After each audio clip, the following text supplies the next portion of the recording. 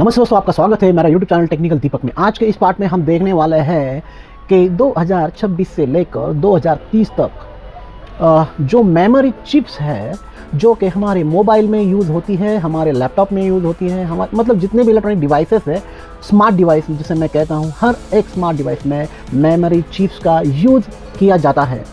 और आने वाले 3 या 4 सालों में इतना बड़ा बदलाव होने वाला है कि जिसके बारे में आप सोच भी नहीं सकते हो, क्योंकि आने वाले समय में जो RAM, D RAM, NAND, SSD, ये जितने भी मेमोरी चिप्स है, मेमोरी डिवाइसेस में लगने वाली, ये सब धीरे धीरे बंद हो जाएगी। धीरे धीरे मतलब बहुत 1-2 साल में ही ये इसका यूज़ होना काफ़ी सारा कम हो जाने वाला है, क्योंकि इसके बाद जो आने वाला है वो है HBM। HBM का मतलब है हाई बैंडविड्थ मेमोरी।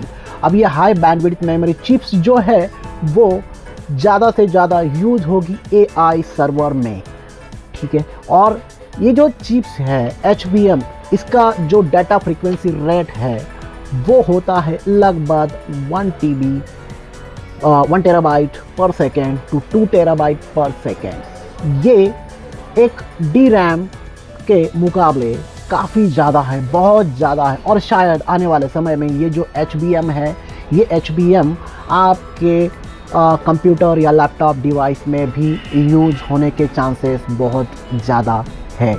और मैं आपको एक बात बताऊं, वर्ल्ड में जो मेन जो 3 कंपनियां हैं जो कि इन मेमोरी चिप्स को प्रोड्यूस करती है, मैन्युफैक्चर करती है, वो है सैमसंग इलेक्ट्रॉनिक्स, उसके बाद है SK हाइनिक्स और उसके बाद है माइक्रोन टेक्नोलॉजी। ये तीनों कंपनियां हैं, ये सबसे बिगेस्ट कंपनियां जो कि मेमोरी चिप्स का प्रोडक्शन करती है।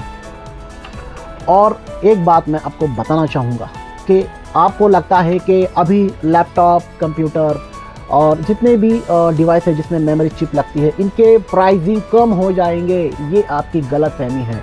आप आज सोच रहे हो लैपटॉप लेने का तो आज ही ले लो, क्योंकि 101% कल उसका रेट बढ़ने ही वाला है, 100% बढ़ने वाला है।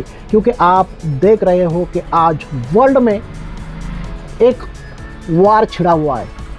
वो वार है ना कि किसी बाउंड्री के लिए, ये वार है स्टेटस के लिए। आप समझ रहे हो, ये वॉर है स्टेटस के लिए। और ये जो वॉर है, कभी कभी ऐसा नहीं है कि मिसाइल चला दी, बम गिरा दिए, गोलियां चला दी तो इससे ही वॉर होंगे। आने वाले समय में वॉर का मतलब बहुत अलग होने वाला है, जिसमें कि सब वॉर कोल्ड होंगे। आपको पता भी नहीं चलेगा कि बाजू वाले कंट्री ने हमारे ऊपर क्या वॉर किया है, हमें कुछ पता नहीं चलेगा। शायद वो साइबर वॉर भी हो सकता है, शायद वो महंगाई का वॉर भी हो सकता है। ये बहुत सारे वॉर्स हैं जो कि इनडायरेक्टली होते हैं, जो कि हिडन होते हैं। तो आपको लगेगा कि प्राइस धीरे धीरे कम, नहीं बॉस, नहीं, ये प्राइस अब बढ़ने ही वाले हैं। आप इसको अच्छे से समझ लो, ये प्राइस बढ़ने ही वाले हैं।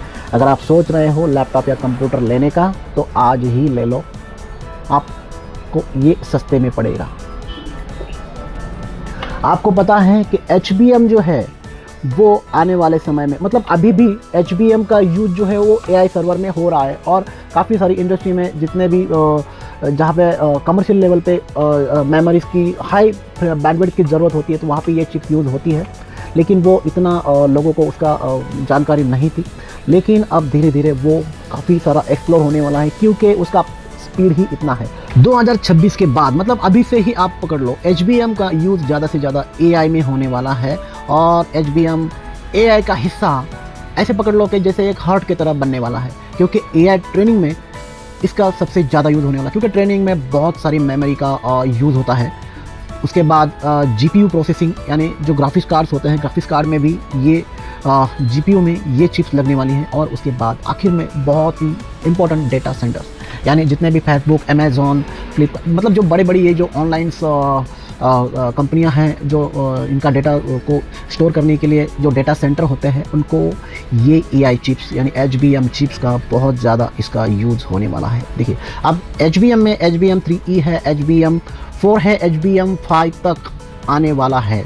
और आप सोच भी नहीं पाओगे कि अभी फ़िलहाल तो HBM3 यूज़ हो रहा है, उसके बाद HBM4 जस्ट लॉन्च हुआ है, और HBM5 नेक्स्ट ईयर में, नेक्स्ट ईयर मतलब अभी मेरे ख्याल से 26 एंड तक इसका भी प्रोडक्शन शुरू हो जाएगा। और ये जो चिप्स है, ये आप सोच भी नहीं सकते हो कि इनका जो स्पीड रहेगा वो क्या हो सकता है। यानी जितना हाई बैंडविड्थ चिप्स मार्केट में आएगा उतना प्रोसेसिंग फास्ट होगा। और अगर मैं आपको बताऊं कि HBM क्या होने वाला है, HBM वो चीज़ होने वाली है फ्यूचर में जिसके पास रहेगा, जिसके पास वो पावर, जिस कंपनी के पास HBM का सबसे ज़्यादा चिप रहेगा, बस ये समझ लो कि वो वर्ल्ड में टॉप करेगा, वो टॉप रिचेस्ट पर्सन रहेगा, वो कंपनी टॉप की रिचेस्ट कंपनी रहेगी।